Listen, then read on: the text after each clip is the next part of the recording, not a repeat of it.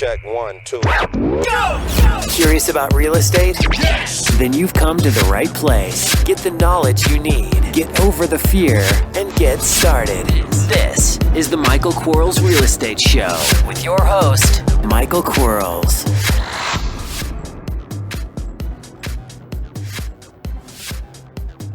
Hello everybody, Michael Quarles with the Michael Quarles Real Estate Show.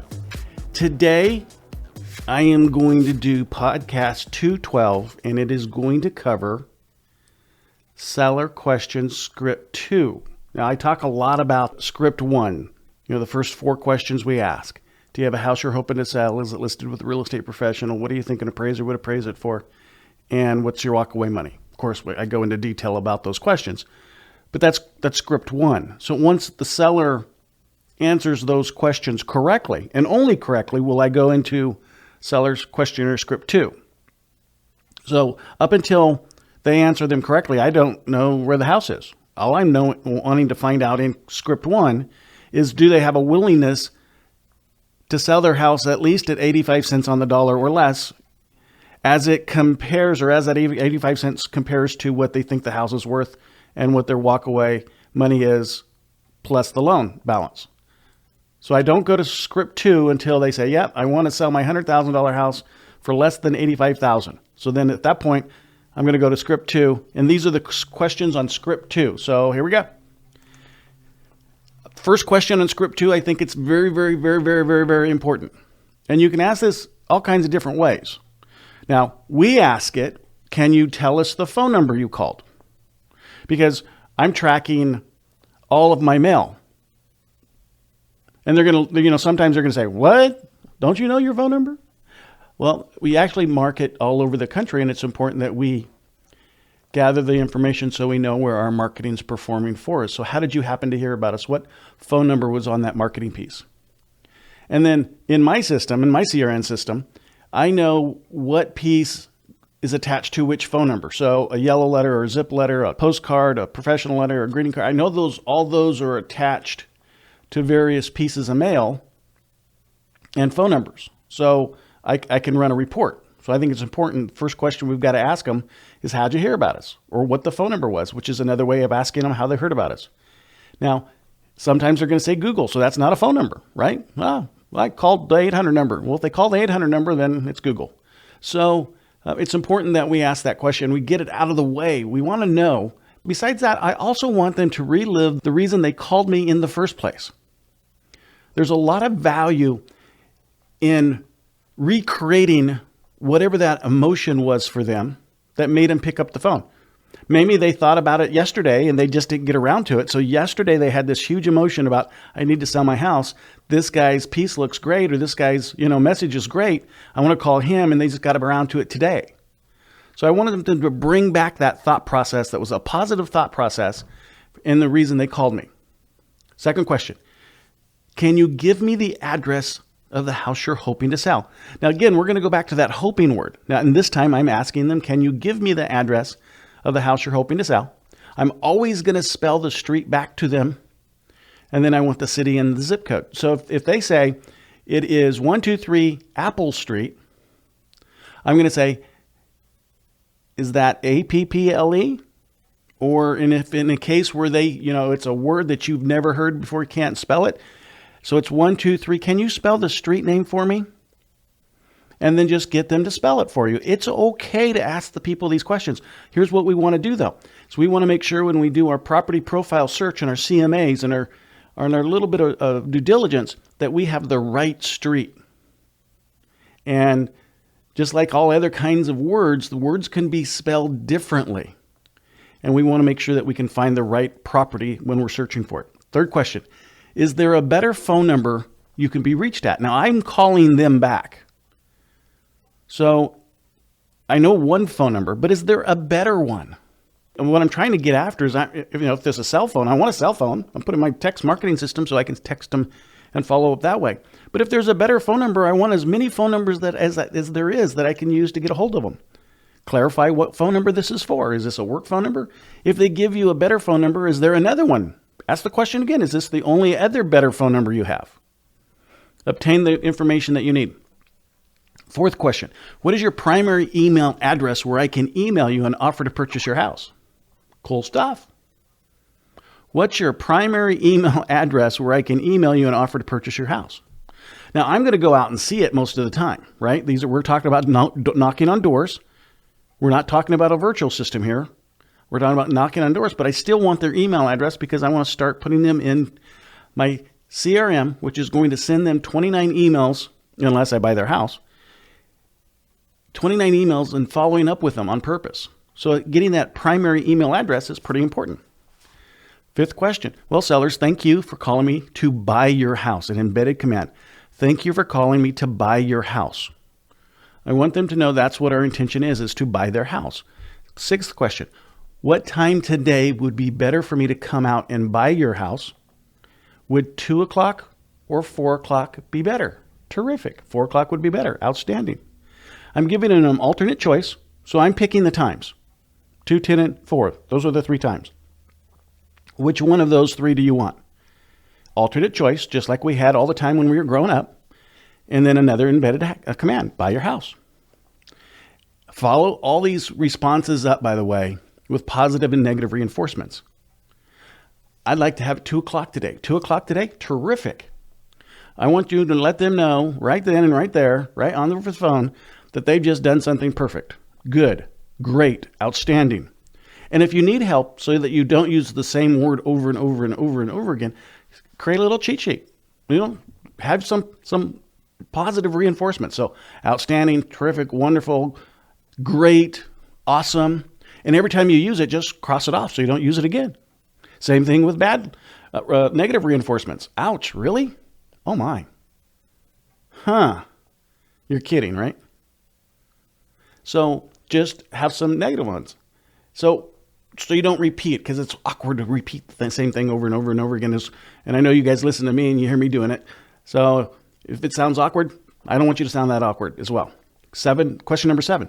Before I come out to buy your house, the third time I've said it in script number 2, there are just a few questions I need to ask about your house. Now, there's a little statement, and you can say it however you want. So I'm going to repeat this again. Before I come out to buy your house, embedded command, there are a few questions I need to ask you about your house. You can say, is that okay? Or I like, yes. So let me say that again. Before I come out and buy your house, embedded command, there are a few questions I need to ask about your house. Yes? I'm just like, yes. I want them to say yes. I want them to know that I'm telling them it's okay. But you can ask, is that okay? Question number 8. When would you like to have your house sold? Now, this is an important one. Sold is like an embedded command, but it's sold. It's not when would you like to have your house sold. It's sold. Like an auctioneer, sold. You need to let them know it's sold. Don't scream it at them. Well, maybe not. Maybe you should. When would you like to have your house sold? Be very firm on that word. Let them tell you. 2 weeks, 1 week, 12 years, whatever it is. Repeat and affirm whatever, confirm or positively or negatively. So if they say, I want to be sold in 2 days. 2 days. Ouch. But maybe ouch is not a bad thing for them. Maybe the guy, no, I'm in a hurry. But what you don't want to do is say, okay, so when would you like to have your house sold? 2 days. 2 days? Okay. Because you just agreed with them. No, we don't want to do that. Someone says 60 days. 60 days? Really? Interesting. I see. Wow. Terrific. Outstanding. Wonderful. I don't care what you say. Just don't say okay. Number 9. So if I can close escrow on this house within 60 days, that'll be okay with you? They're going to say something. They're going to say yes or no.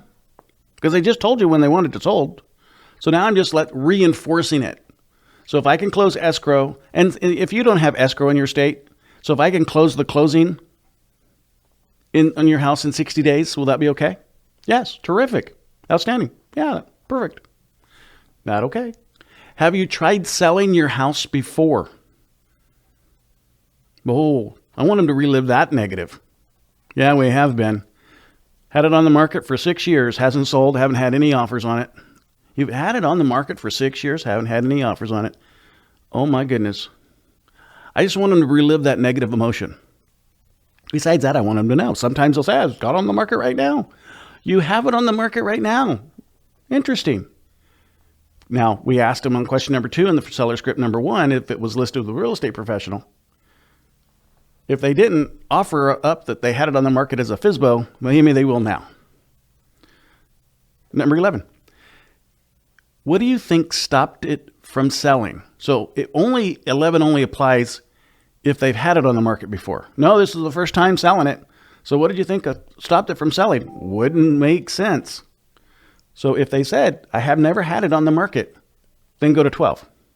But if they've said it, yes, I have. I've been trying to sell it for 6 years.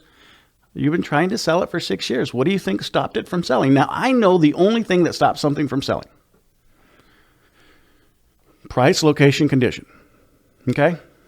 Price, location, condition. Those are it. That's it. Question number 12. Why are you selling? I want to know why. Well, I inherited the house. Wife's getting a divorce. We hate tenants. Blah, blah, blah. I don't want the income, the hassles of the income every month. Whatever it is. Why are you selling? This is their time to tell you everything they need to tell you. It's important. It's important that you let them have conversation with you, but don't deviate. All right? Don't deviate from the script, but understand why they're selling.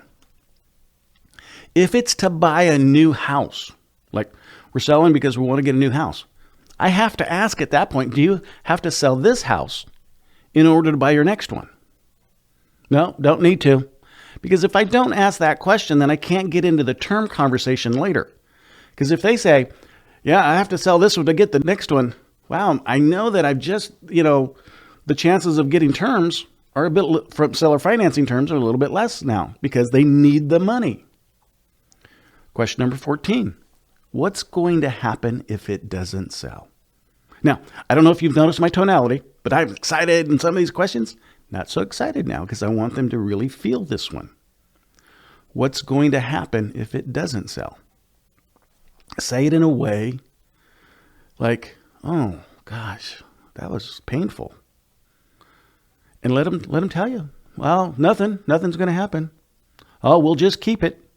I want to learn where the motivation is and if there is lack of motivation. Because if someone says, oh, we'll just keep it, they are absolutely not motivated.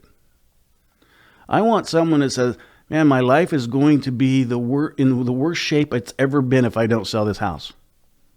I want to know those things. So I'm going to ask them, what's going to happen? Question number 15. Are you aware of how expensive it is and all the costs involved in selling a house like yours? Now, I paced myself down on that one. So I could have said, are you aware of how expensive it is and all the costs involved in selling a house like yours? Because that's the question. But let's pace ourselves down a little bit. Are you aware of how expensive it is and all the costs involved in selling a house like yours? I want them to start thinking about that. If I say it so fast that sentence just goes in their brain and comes out their mouth as an answer, but they don't really think about it, doesn't do me any good. Are you aware of how expensive it is and all the costs involved in selling a house like yours? Man, they're already starting to think about the expenses by the time I'm done with asking that question. So slow your pace down on that one. Thanks for listening. We'll be right back. Are you running out of leads? It's time you tried Yellow Letters at yellowletters.com. Get motivated seller leads through yellow letters, postcards, zip letters, typed professional letters, greeting cards, door hangers, and business cards. Yellow Letters is a full-service marketing company created with your success in mind. Get the personal attention you need to get your direct mail campaign started and get in touch at yellowletters.com. And we are back in 3, 2, 1. Number 16 is a statement. I just want to hold them on. Just let them know we're almost done. Just a couple more questions. Now there's more than just a couple more. But so you can say there's 17 more questions if you want to, but I wouldn't. Just a couple more questions. Like we're almost done. We're there. We're getting close. Don't worry about it because, this is stressful for them. The first script took us, 10 minutes or so to get through, and now we're here another 10 minutes. I mean, man, they probably got to go, wee or something. Who knows? So let's slow it down, but let them know that, hey, we're almost done. Number 17, is the house vacant or occupied? It's vacant. Oh my goodness gracious. It's occupied. Oh, who's the tenant? Oh, we are. Oh, you are. So you're living in your house. I see. Oh, it's a rented house. Oh, really? How long have they, you can just start talking. Can I get their name? Oh, it's Mary. Okay, great. How long's Mary been there? So you can just have a conversation. These aren't questions on the script, but these are questions you can ask to have a conversation. Question number 18. How many bedrooms and baths? Do you happen to know your square footage? I don't care if they do or not, but people want to tell you about their house, so we have to ask them to tell us about their house. Because I'm going to find out all the information I need to know when I start doing my CMAs and my property profiles and looking up all the stuff online. I'm going to see it, but maybe my seller did something to a house I can't see. So it's important for them to be involved in the question and the answer concept. But maybe they converted that garage. Oh, I've got a 14-bedroom house now because I converted my garage. No, they don't. They have a converted garage that has to be converted back to a garage. So it doesn't add value. So I want to find things out that maybe they've done, they didn't get a permit on, because if they didn't get a permit, it wouldn't show up on the assessor's data, which is who manages the data for square footage in those bedrooms and bathrooms kinds of things. So how many bedrooms, how many bathrooms, how many square feet? If they don't know, they don't know, okay? The square footage. Everybody knows how many bathrooms and how many bedrooms. If they say a 2-bath, clarify. So it's a 2 full bath. So there's a bathtub and a shower? Or is there just a toilet and a shower and a sink? Is that 2 full? So half bath, toilet and a sink. Okay, no tub, no shower. 3/4 bath, toilet, sink, shower, full bath, the tub kind of thing. Is there a garage? Yes or no? There's not a garage. Yes, there is. We converted it. Oh, what size is it? A 2-car garage or 1-car garage?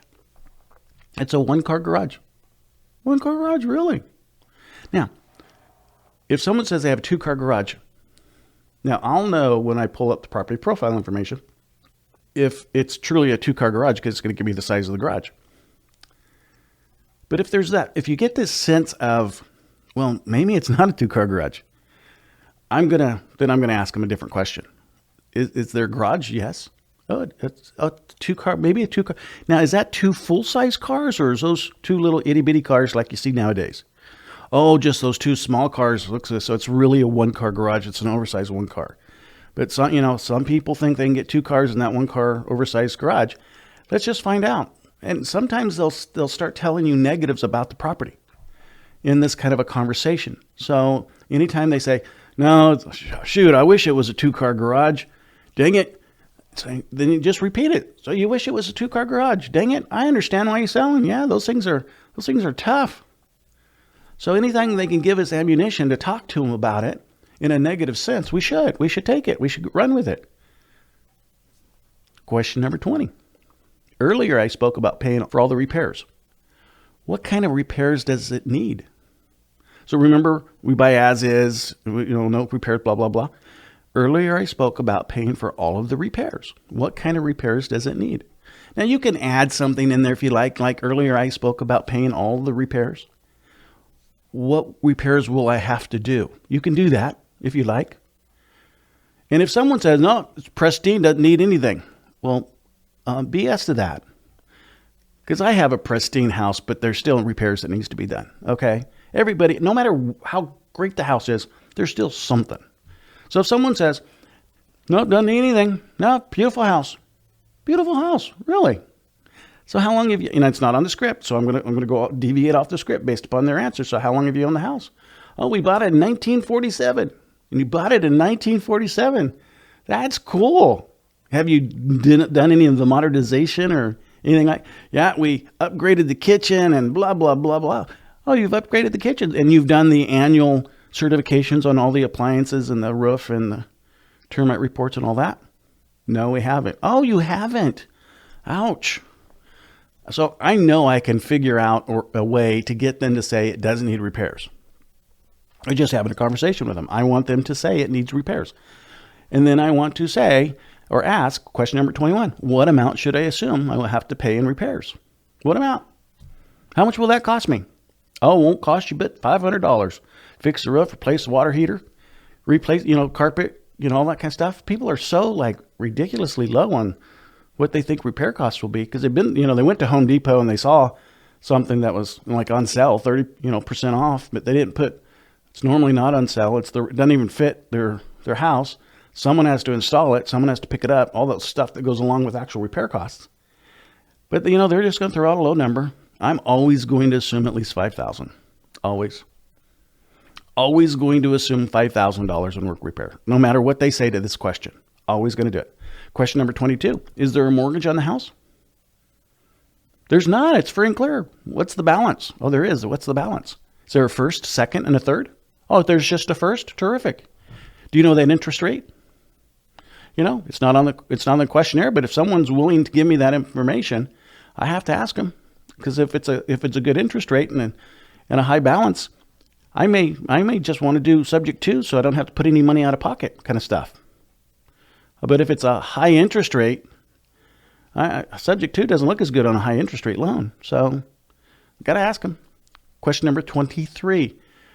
And people got to ask this question, okay? Just because someone has equity in their property, have an equity base in their property, and they have a first mortgage at 2.5% or whatever they said it was, you got to ask them the next one.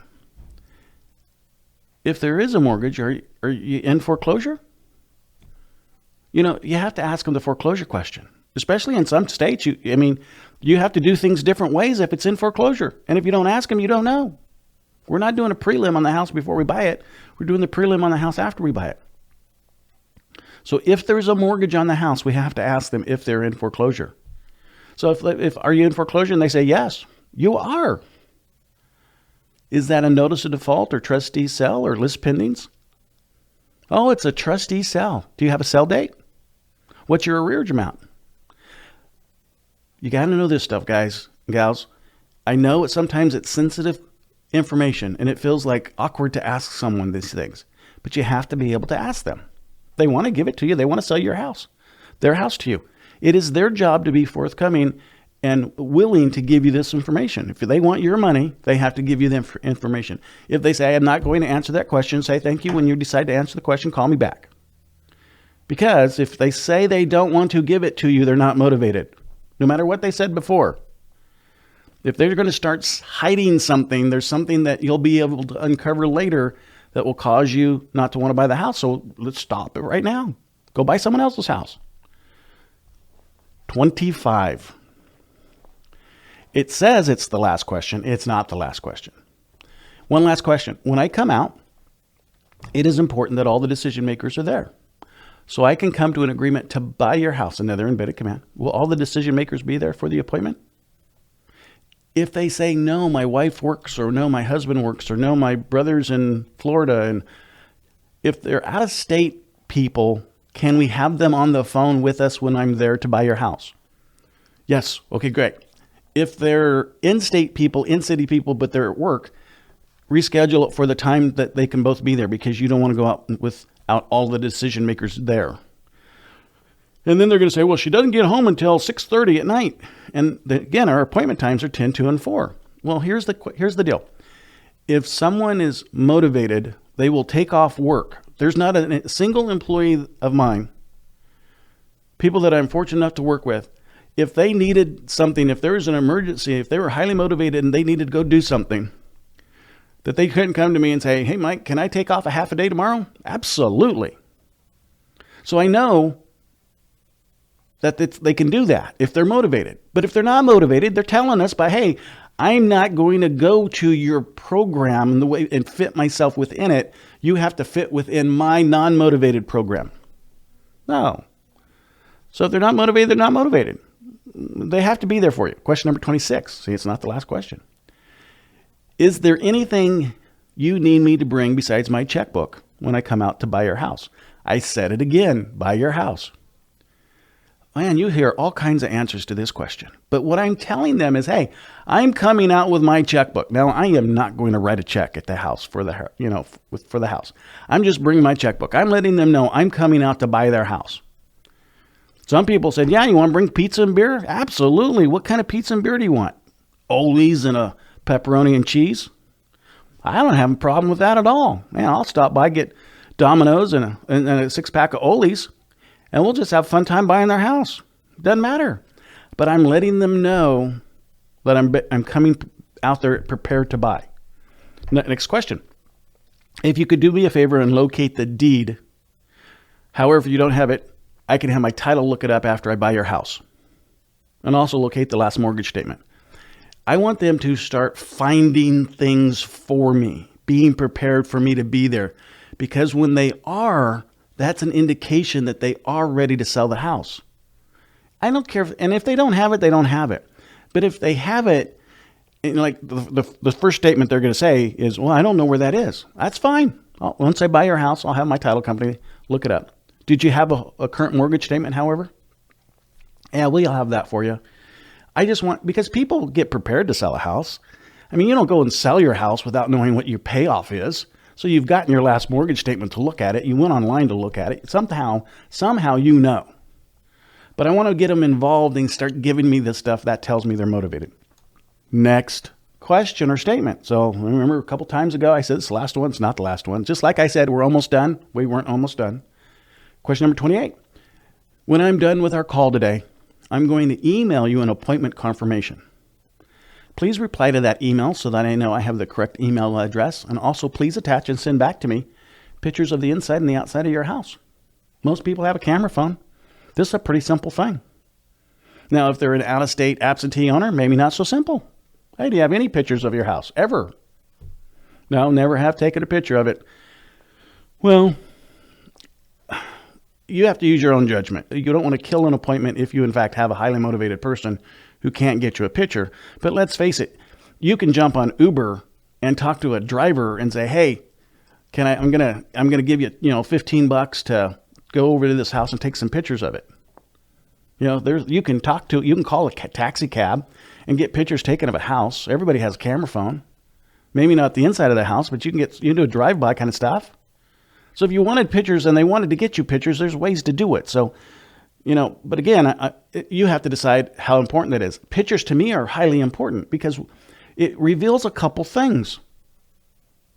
It reveals motivation like crazy. Like, if there's boxes boxed up already inside the house and hey, they've been packing. They actually want to sell this thing. Or you can't even see the floor because it's so cluttered. Both of those people are people I want to buy from. We either buy from people that are unorganized and procrastinators, and we buy from people that are ready to sell. So it's a great indication.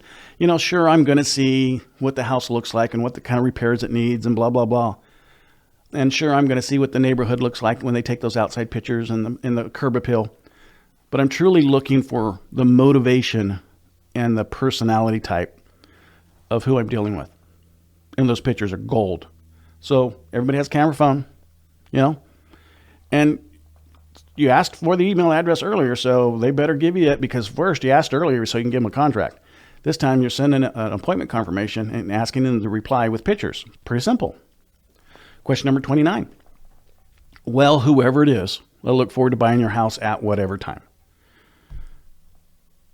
If you look back at this script, it says, I buy houses, I'm going to buy your house, I'm going to buy your house, I'm going to buy your house, I'm going to buy your house, over and over and over and over and over again.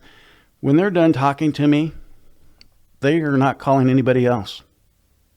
It's so confirmed for them that I'm buying their house. There's no reason they should call anybody else. None. None whatsoever. I'm not giving them any doubt. It's not like they're ordering pizza and wonder if it's going to be delivered or not. They absolutely know it's going to be delivered. I've solved their problem. And then the last one, I just say, thank you. I'll see you tomorrow at 10 o'clock or 2 o'clock or 4 o'clock. And 31. Do you happen to know anybody else that needs to sell a house? Because a lot of our business comes from referrals. So if you happen to know anybody, let them know about us. And I appreciate it. Thanks so much. I'm not going to say I'm going to offer you $500. However, I want them to know. When you tell someone a lot of your business comes from referrals, it confirms for them that you're honorable, because only people that are honorable get referrals, right? And there's a position power there. Besides that, you're going to get referrals. Go figure. And that's what we want. We want multiple bird dogs out there looking for properties for us, and sellers are some of the best bird dogs there are. And because let's face it, you know, they liked you, and they're going to start telling all their friends, and I'm just telling them to tell their friends. So, and I'm going to keep contacting them anyway. They're going to be on my center of influence, and we're going to just keep, you know, hey, bought your house last year. You know anybody else? Kind of stuff. Anyway, that was 1 through 31. I hope that helped. And remember, guys and gals, coaching program, $247 a month, 6 months, or $1197 one time. If you want to learn all this stuff in detail, 3 calls a week. We do a Q&A on Tuesdays. We do a deal analysis on Wednesdays. We do a topic on Thursdays. And then there's one-on-one once a month. And then, of course, everybody has my cell phone and my email address. So in an emergency or in need, there's ways for you to get a hold of me so we can help you do deals. And so not a bad program for those of you that either want to jump into real estate, jumpstart your business, restart your business, learn more things. And until next time, you guys take care. Bye-bye. Thanks for listening to the Michael Quarles Real Estate Show. Get more info and stay in touch at michaelquarles.com.